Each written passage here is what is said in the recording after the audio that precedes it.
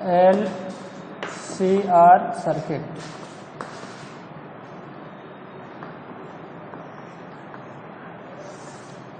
ये जो देख रहे हैं LCR सर्किट, इसमें ध्यान देंगे। आज की शेडिंग में देखेंगे, जैसा कि हम पहले बता चुके हैं तुम लोगों को, विभिन्न प्रकार के प्रत्यावर्ती धारा परिपथों में बताया गया था। क्या बताया गया था? जब परिपथ में केवल R हो, मतलब रेजिस्टेंस हो, उसके बाद प्रेरकत्व L, उसके बाद धारिता C बताया गया था। फिर उसके बाद दो को एक साथ लिया गया, LC सर्किट लिया गया, LR सर्किट लिया गया और CR सर्किट लिया गया। और आज देख रहे हैं कि तीनों को एक साथ हम ले रहे हैं, प्रेरकत्व L, धारिता C और प्रतिरोध R, तीनों श्रेणी क्रम में है। तब देखा जाए कि परिपथ की प्रतिबाधा क्या होती है। तो इसमें ध्यान देंगे, हम मान लेंगे कि माना कि सप्लाई का वोल्टेज समीकरण V = V0 sin ωt, और इस परिपथ के मतलब इस स्रोत के साथ श्रेणीबद्ध है। L का मतलब कुंडली प्रेरकत्व L, और C ये धारिता है C, और ये है शुद्ध प्रतिरोध, ओनली रेजिस्टेंस है ये R। अब L के सिरों के बीच जो वोल्टेज होगा उसको VL से, C के सिरों के बीच जो वोल्टेज होगा VC से, और R के सिरों के बीच जो वोल्टेज होगा उसको VR से दिखाएंगे। और ये सप्लाई से जो धारा आएगी I एम्पीयर की, तो सब में धारा एक ही होगी, क्योंकि ये सब किस क्रम में जोड़े गए हैं? ये सभी समांतर क्रम नहीं, श्रेणी क्रम है, इन सीरीज हैं। तो देखो श्रेणी क्रम में धारा तो समान होती है, लेकिन वोल्टेज प्रतिरोध के अनुसार अलग अलग होती है। इसमें देखना है LCR परिपथ का परिणामी वोल्टेज, LCR परिपथ का परिणामी वोल्टेज, LCR सर्किट, LCR परिपथ का परिणामी वोल्टेज, LCR परिपथ का परिणामी वोल्टेज, LCR परिपथ का परिणामी वोल्टेज V = होगा, ध्यान देना, √।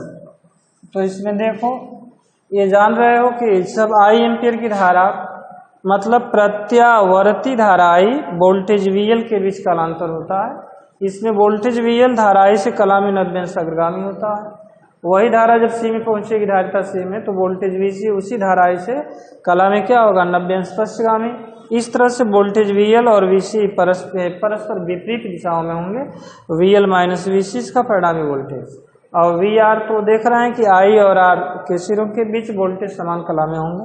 तो इसमें हम क्या करेंगे कि VL में से VC को घटाकर स्क्वायर करें, और ये प्लस क्या होगा, V²R। इसमें ध्यान देना, इस तरह से ये है I वैद्युत धारा, उसी दिशा में वोल्टेज VR भी होगा, क्योंकि ये दोनों समान कला में होंगे। प्रतिरोध R के सिरों के बीच जो विभवांतर होगा, या प्रत्यावर्ती धारा परिपथ में केवल प्रतिरोध रहेगा, तो ये धारा I और वोल्टेज VR दोनों समान कला में होंगे, एक ही दिशा में होंगे। धारा I से वोल्टेज VL कला में तो 90 अंश अग्रगामी है, तो इसको VL यहाँ, और फिर VC पश्चगामी है, तो नीचे को दिखाएंगे।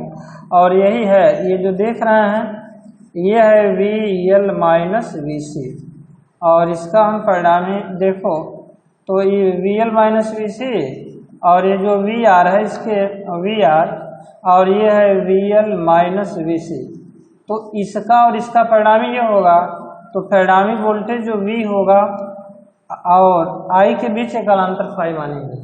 यदि फाई का मान पॉजिटिव आएगा तो वोल्टेज क्या होगा, धारा I से अग्रगामी होगा। ऐसी वोल्टेज फाई का यदि मान निगेटिव आ जाता है, ये फाई का मान निगेटिव मतलब इस दिशा में आ जाएगा, तो जानते हैं क्या होगा, तब ये वोल्टेज I से क्या होगा, पश्चगामी होगा।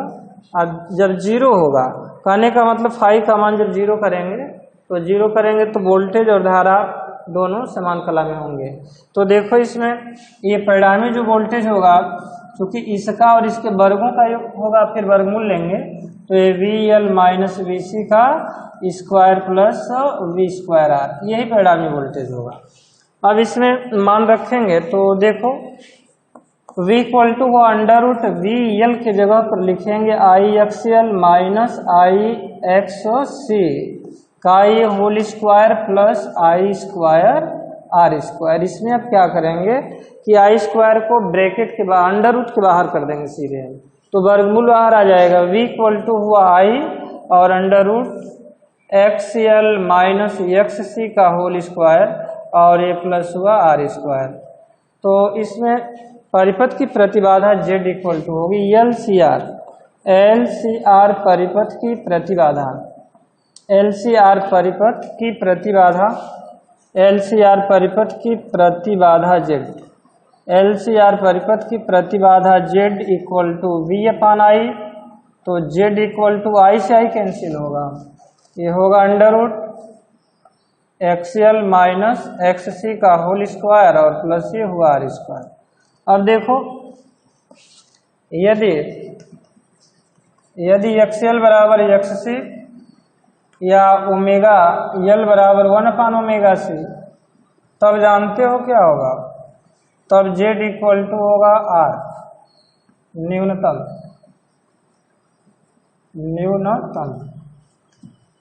इसमें ध्यान दो, LCR परिपथ में वैद्युत अनुनाद की जब अवस्था आती है, मतलब प्रेरण प्रतिघात धारतीय प्रतिघात के बराबर होता है, तो LCR परिपथ की प्रतिबाधा घटकर न्यूनतम प्रतिरोध R के बराबर हो जाती है। अब देखो वोल्टेज और धारा I के बीच कालांतर ध्यान देंगे। वोल्टेज V तथा धारा I के बीच कालांतर, धारा I के बीच कालांतर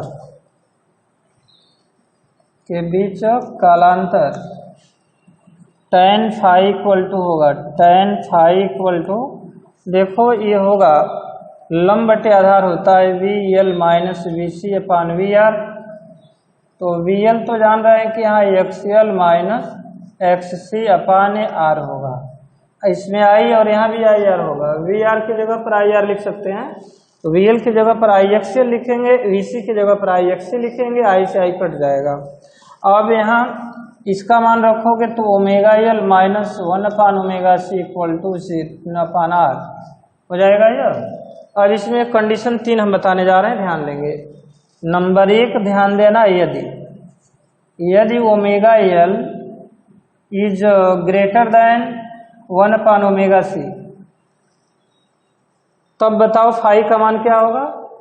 ओमेगा L देख रहे हैं बड़ा है, तो फाई धनात्मक होगा, तब फाई धनात्मक होगा, फाई धनात्मक होगा, अर्थात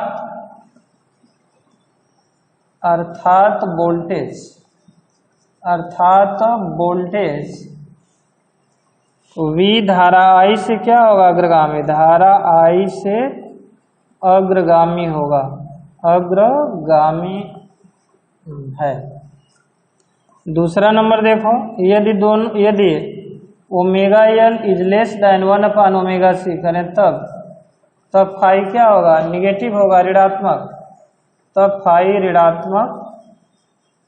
ऋणात्मक होगा, अर्थात कौन पश्चगामी होगा, अर्थात वोल्टेज धारा I से पश्चगामी होगा, वोल्टेज धारा I से पश्चगामी, धारा I से पश्चगामी होगा, पश्चगामी है। और ये तीसरे नंबर पर ध्यान देंगे, यदि दोनों बराबर हो तब क्या होगा, यदि ओमेगा L इक्वल टू 1/ओमेगा C, तब V तथा I समान कला में होंगे, तब V तथा I समान कला में होंगे, इस तरह से विभिन्न प्रकार के प्रत्यावर्ती धारा परिपथ समाप्त हुए। और इसके बाद थोड़ा विशेष ध्यान देना होगा तुम लोगों को। प्रत्यावर्ती धारा परिपथ में वैद्युत शक्ति, प्रत्यावर्ती धारा परिपथ में वैद्युत शक्ति देखेंगे। और उसके बाद तो हम वाटहीन धारा बताएंगे तुम लोगों को।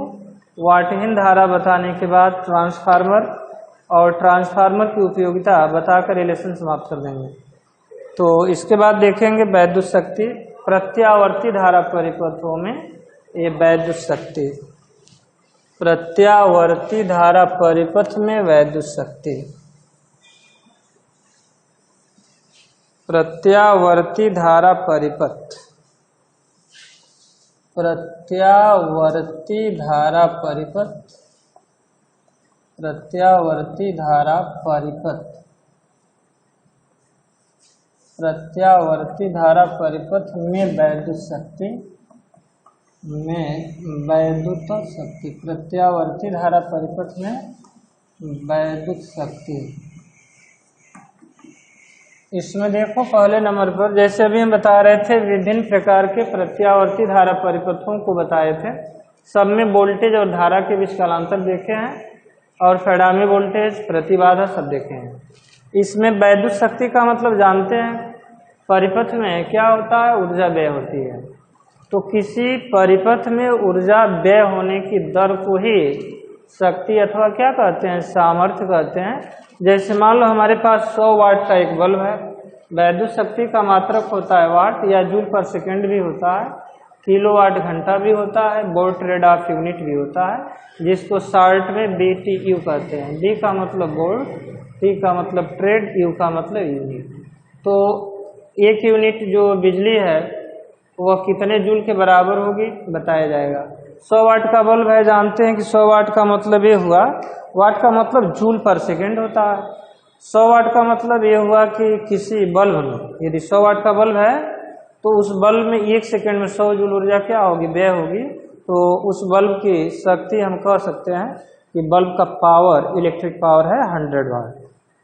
और मान लो 10 वाट का हम LED बल्ब लें या CFL का नाम सुने होंगे, उसको लें तो 10 वाट का है तो 1 सेकंड में मात्र 10 जूल ऊर्जा व्यय होगी। तो ये LED बल्ब जो होता है, LED बल्ब एक है, तो वो लाइट इमिटिंग डायोड होता है, प्रकाश उत्सर्जक डायोड है। वो कम ऊर्जा लेकर अधिक से अधिक प्रकाश देता है। मतलब ऊर्जा जो लेगा, वैद्युत ऊर्जा लेगा, उसका अधिकांश भाग प्रकाश में क्या करेगा, चेंज कर देगा। LED पूरा LED के बारे में बताएंगे अगले लेसन में। देखो अगला लेसन नहीं, अगला यूनिट जब शुरू करेंगे, सेकंड पेपर में है वो। प्रत्यावर्ती धारा परिपथ में वैद्युत शक्ति का मतलब नंबर 1, जब परिपथ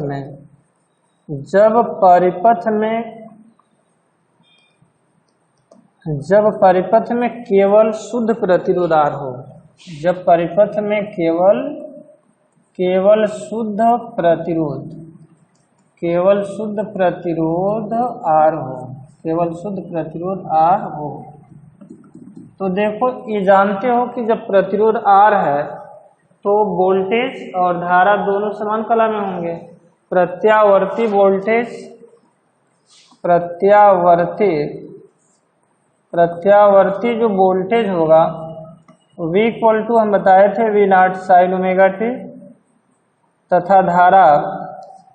तथा प्रत्यावर्ती धारा का समीकरण बताया गया था। प्रत्यावर्ती धारा I बराबर होगा I0 ये sin ओमेगा × t। अब देखो वैद्युत शक्ति V × I होता है, परिपथ में वैद्युत शक्ति इलेक्ट्रिक पावर, तो वैद्युत शक्ति P = होता है V × I, या P = V की जगह पर V0 sin ωt, और I की जगह पर क्या लिखा जाए, I की जगह पर I0 sin ωt लिखेंगे, I0 sin ωt, या इसका जब गुणा करेंगे तो V0 × I0 sin² ωt। देखो पूरी एक साइकिल के लिए sin² ωt का औसत मान 1/2 होता है।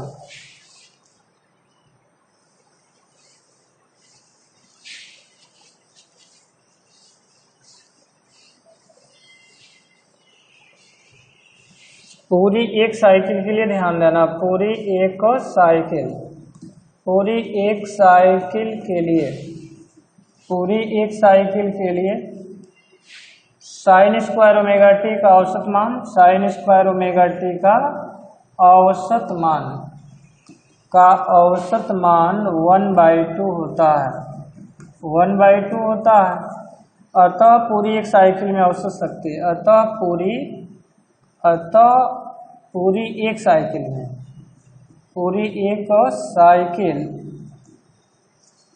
पूरी एक साइकिल में औसत शक्ति 6, औसत शक्ति 6, औसत शक्ति 6 P बार इक्वल्स टू, ध्यान देंगे तो देख रहे हैं जब P बार लिखेंगे ये औसत तो वैद्युत शक्ति इलेक्ट्रिक पावर है, और V naught into I not तो होगा, लेकिन साइन स्क्वायर जो ओमेगा टी है पूरी एक साइकिल के लिए उसका औसत मान 1/2 होता है। इसका प्रूफ भी तुम लोग कर सकते हो ये ट्रिग्नोमेट्री से, और ये इंटीग्रल समाकलन से। इसके साइन स्क्वायर ओमेगा टी का औसत मान लिखा गया 1/2, तो 2 को जान रहे हो कि √2 इंटू हम √2 लिख सकते हैं। औसत शक्ति P bar equal to V/√2 और इंटू आई नॉट अपान √2। सिद्ध हुआ था V नॉट अपान √2 की जगह पर VRMS और आई नॉट अपान √2 की जगह पर IRMS, प्रत्यावर्ती धारा का वर्ग माध्य मूलमान। औसत शक्ति P बार इक्वल टू यहाँ होगा VRMS इंटू इसके स्थान पर IRMS। तो कुल मिलाकर कहने का मतलब प्रत्यावर्ती वोल्टेज और धारा के वर्ग माध्य मूल मानों का गुणनफल परिपथ में औसत शक्ति 6 P बार के बराबर होता है।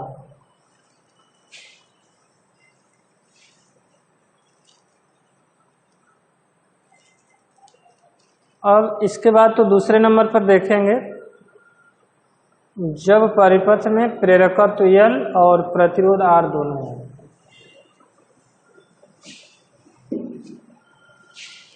जब परिपथ में प्रेरकत्व L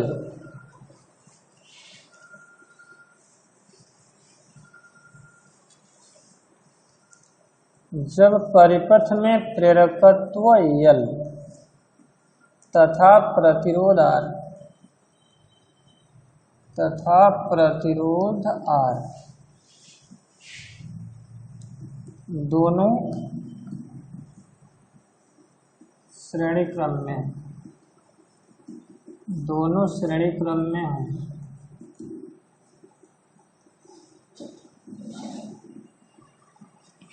LR सर्किट में तुम लोगों को हम बताए थे कि LR सर्किट में वोल्टेज जो परिणामी वोल्टेज होता है धारा I से कला में फाई अग्रगामी होता है। LR परिपथ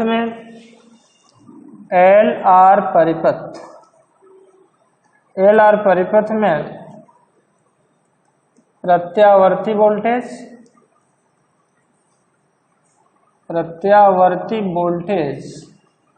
V इक्वल टू होता है V naught sine omega t, और ये प्लस फाई होगा, या तो यहाँ प्लस फाई करेंगे और नहीं तो धारा वाले समीकरण में माइनस फाई कर देंगे, क्योंकि वोल्टेज से धारा I कला में फाई फर्स्टगामी या धारा I से वोल्टेज V कला में फाई अग्रगामी होता है। तथा प्रत्यावर्ती धारा का समीकरण प्रत्यावर्ती धारा I इक्वल टू होगा I naught sine omega t. अब इसमें देखो वैद्युत शक्ति जो होगा इलेक्ट्रिक पावर, ध्यान देंगे प्रत्यावर्ती धारा परिपथ में वैद्युत शक्ति प्रत्यावर्ती धारा परिपथ में शक्ति में वैद्युत शक्ति P इक्वल टू होता है V इंटू आई। तो V और I का मान तो हम रख देंगे यहाँ, P इक्वल टू हुआ V के जगह पर V naught sine omega into t plus five, और इंटू I की जगह पर I naught sine omega t. अब electric power P equal to V naught into I naught, और थोड़ा सा यहाँ ध्यान देंगे इसमें sine omega t plus five और इंटू साइन ओमेगा टी। इसमें क्या करेंगे कि साइन ए प्लस बी का फार्मूला लगाएंगे। ध्यान दो यहाँ sine omega t plus five का मतलब साइन ए प्लस बी, तो साइन ए प्लस बी का सूत्र जानते हैं sine A into cos B और plus sine A into cos B plus cos A into sine B, ये फार्मूला होता है। तो P इक्वल टू हुआ V naught into I naught in bracket, इसके जगह पर तो साइन ए का मतलब omega t into cos five और plus cos omega t into sine five और इसमें गुणा करेंगे साइन ओमेगा टी से। अब साइन ओमेगा टी से गुणा करेंगे तो ये स्क्वायर होगा यहाँ, या power electric power P equal to V naught into I naught और in bracket sine square omega t into cos five और plus sine omega t into cos omega t और इंटू ये हुआ साइन फाइव।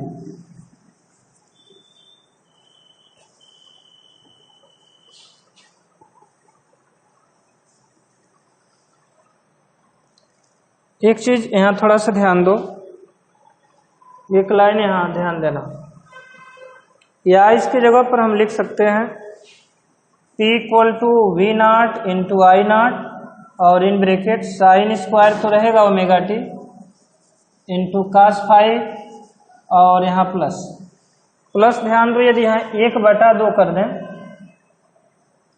तो यहाँ 2 से नीचे ऊपर गुणा करना पड़ेगा और 2 साइन इंटू कास ये होता है साइन 2a, तो यहाँ sine 2 omega t into sine five लिखा जा सकता है। यहाँ थोड़ा ध्यान देंगे, बहुत से लोग कहेंगे कास कहाँ चला गया और यहाँ 2 ओमेगा टी कैसे आ गया, तो साइन 2a का फार्मूला यहाँ लगाया है। 1/2 करेंगे तो 2 से ऊपर भी गुणा 2 से नीचे, तो 1/2 रहेगा 2 sine omega t into cos omega t हुआ है साइन 2 ओमेगा टी। अब देखो पूरी एक साइकिल के लिए साइन स्क्वायर ओमेगा टी का औसत मान तो 1/2 होता है तथा 1/2 तथा साइन 2 ओमेगा टी का औसत मान साइन 2 ओमेगा टी का औसत मान 0 होता है, औसत मान 0 होता है, औसत मान 0 होता है। अब बताओ, अतः पूरी एक साइकिल में औसत शक्ति यहाँ वी नॉट आई नॉट को होगा और यहाँ 1/2 के साथ यहाँ कास फाइव भी हम लिखेंगे। देखो यहाँ ये साइन स्क्वायर ओमेगा टी का जो औसत मान है 1/2 हुआ इंटू कास फाइव, ये तो 0 हो गया। पूरी एक साइकिल के लिए साइन 2 ओमेगा टी का औसत मान 0 हुआ तो इसको छोड़ देंगे। अब यहाँ क्या होगा तो इंटू कास फाइव लिखेंगे और यहाँ भी चूंकि ये देख रहे हैं V naught upon root 2 into I naught upon root 2 क्रमशः V R M S into I R M S और यहाँ होगा कास फाइव, जहाँ कास फाइव पावर फैक्टर है, जहाँ कास फाइव शक्ति गुणांक, परिपथ का शक्ति गुणांक पावर फैक्टर, परिपथ का शक्ति गुणांक है।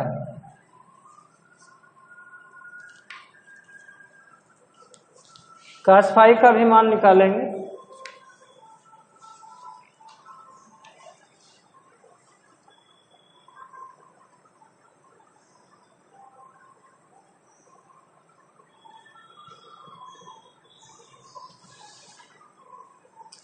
थोड़ा सा ध्यान देंगे। अब ये कास फाइव में देख रहे हैं फाइव कलांतर है, यदि कलांतर 90 डिग्री हो जाए, फाइव की जगह पर 90 अंश रख दें तो कास 90 क्या होगा 0 होगा और तब औसत शक्ति 0 हो जाएगी।